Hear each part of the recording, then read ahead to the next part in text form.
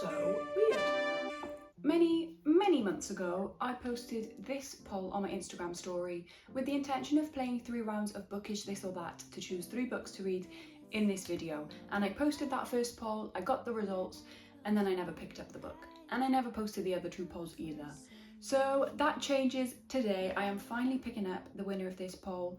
The books in this poll were 2 dystopian books, 1 adult and 1 YA. And I asked the question, should I read the adult YA book?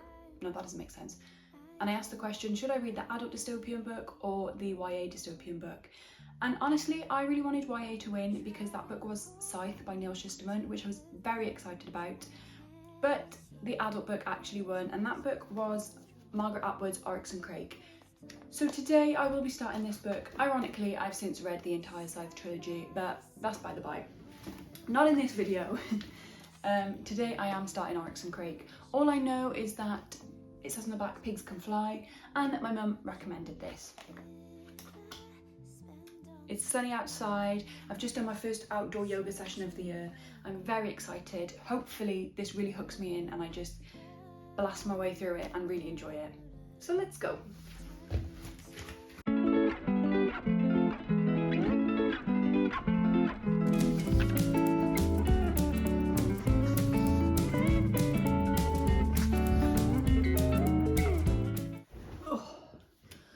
I am 120-ish pages in. I've read 121, so I'm a little way through. I really got into it when I first started it. I don't know if that was a little bit circumstantial because, can you hear the wind? Because it was hot. I was slathered up in sun cream outside reading in my element. So that could have been part of it, but still in previous similar situations I found other things to do instead of read, so it is somewhat a testament to the book that has kept me hooked and wanting to read on. It's weird. It's weird. The section I read this morning was very uncomfortable to read. If you've read this, it was about Jimmy and Craig's teenage... what's the word? I had the word in my head. Activities, I guess, and how they kept themselves occupied. I think it was done well because I think the intention was to horrify the reader. Succeeded in that. Yeah, very weird. But I think it's all important backstory to what's to come. I am definitely intrigued to see where this is going to go. But I'm wondering if my mum's actually read this or if she just heard that it was good when she told me I should read this. But yeah, I'm having a pretty good time. The chapters are mostly pretty short. I think they're reading quite easily. I still don't really know what it's about, so I am not even going to attempt to explain that because I'll just be saying and it will not be interesting. But that's where I'm at. I am going to set a 30-minute timer now, see how much I can get read. I kind of hope to finish this in April, but April finishes tomorrow. And I'm 1/4 of the way through, so that's not going to happen. But that is absolutely fine. I'm just going to read it at my own pace and see where I end up.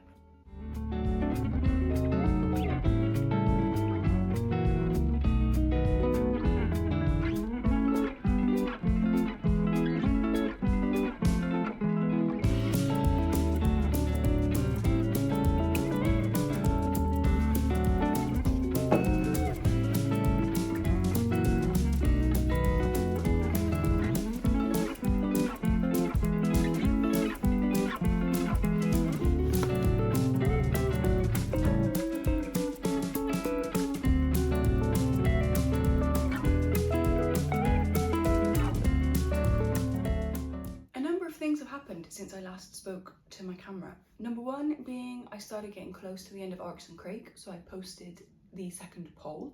Number 2 being I finished Oryx and Crake. Number 3 being I started the second book and swiftly DNF'd it. And number 4 being I posted the poll for the third and final book and I started reading it. So let's take it back to Oryx and Crake for a couple of minutes. I'm going to try not to make this talking section too long. But this book was so weird. Our main character in this book, oh, I forgot to take my bookmark out, is a man called Snowman. He's a human, as you or I know humans to be, but he's living in a world, as far as he's aware, he is the only human of that nature left. I think my camera's wonky. He's the only human left, and, well, there are some other humans left, but they're not like him, and they are who he calls the children of Crake. Basically, he's living in a world where every species, including humans, has been genetically modified, and everything's different and kind of unpredictable. Or I guess the beauty of this is that they are predictable, but to him, he's like, huh? But because he knows what the world used to be, and he knows how much these children of Crake don't know, he feels some sort of responsibility towards looking after them and making sure they stay safe. But he is just trying to survive. So we are watching him in this present day timeline trying to get by, and we're also seeing a past timeline to see kind of how the world got here. I have not spoken yet today. I thought I was going to be okay. My larynx is saying maybe otherwise. There were sections of the previous timeline that were deeply uncomfortable and upsetting to read. I think Margaret Atwood did this on purpose to kind of be really, like, the way she wrote things was very blunt. I think that was to be like, wake up, there are so many people like this in the world, and what are we doing about it? And this is how our world could end up if we don't stop these individuals. Jimmy, and I don't think it's a spoiler to say that Snowman used to be called Jimmy, but he, as a teenager and young man, he had one friend, and their hobbies they enjoyed together were not really okay. So I really feel like I did not put that back right. So I fully believe that addiction is a mental health problem, and I'm not judging anybody for that, but when your addiction involves consuming indecent media of children, that's a whole different kettle of fish, and it was just unpleasant and not nice to read. But like I say, I think Margaret Atwood was being like, these people exist in the world, and there's more of them than you probably think. Do something about it. And when you combine that kind of trauma and messed upness, because obviously they've been through some really awful stuff to get to a point where that's what they enjoy. When you combine those things with academic intelligence and positions of power, it's not going to look good. And that is what happens, and it does not look good in this world. After saying all that, it feels kind of wrong to say that I enjoyed the book, but I did find it very thought-provoking and insightful, and I liked the way she wrote it. I did really like the way she wrote it. Also, remember when I first introduced this book and I said the only thing I can remember from the blurb is that pigs can fly? Incorrect. The very first sentence of the blurb says, pigs might not fly, but they are strangely altered. So I'd missed that point completely, but yeah. As I was coming to the end of this, I was thinking, I'm glad I've got the rest of the series, because I am actually really intrigued to see where this goes, and I'm not gonna lie, I hope they all have a happily ever after. I really do. Well, some of them. Moving on, I have not decided a rating for this yet. It's gonna be either, I think, a 3.75 or a 4, but I'm not there yet with a decision.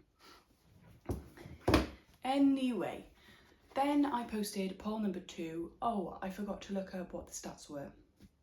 That was silly. But poll number 2 said, should I read the thriller or the sci-fi? And honestly, I thought sci-fi was going to win because I felt it was kind of obvious that it was The Martian with the way the space helmet looked, but apparently not. After I spoke to a couple of people, they said, it makes sense now you've told us, but we didn't get it before. But it was the thriller that won, and the book was Survive the Night by Riley Sager. And I did not enjoy it. I read 30 pages, maybe 35. This book is full, packed, full of film references. I am not a film or TV person. I can maybe not appreciate, but tolerate references in books, because I completely understand that they're going to crop up. But when you're having them like 3, 4, even 5 times on a page, too many. And I get that films were Charlie, the main character's escapism and like her thing and her coping mechanism. That's what I'm looking for. But it was too much for me. So that was the end of that. I was just getting annoyed page by page, and it's not worth it. So I posted poll number 3, which was, I took a risk here, and I put, should I read the shortest book on my TBR or the longest book on my TBR? But the people came through. Actually, I would have been pretty happy with either of the options. The longest book was the next Harry Potter book by J.K. Rowling, which is Harry Potter and the Order of the Phoenix. I think that's book 5, that's the next one I'm on. And the shortest was Of Women and Salt by Gabriela Garcia, which won with, I believe it was 64 to 36. So I've now started this. I'm only 40 pages in, so I'm not going to give anything about it yet, but that's where I'm at. It is 8:30 on a lovely Sunday. I have a few things planned today, so I'm not going to do too much reading, but hopefully I'll read a couple more chapters and see where we go from there.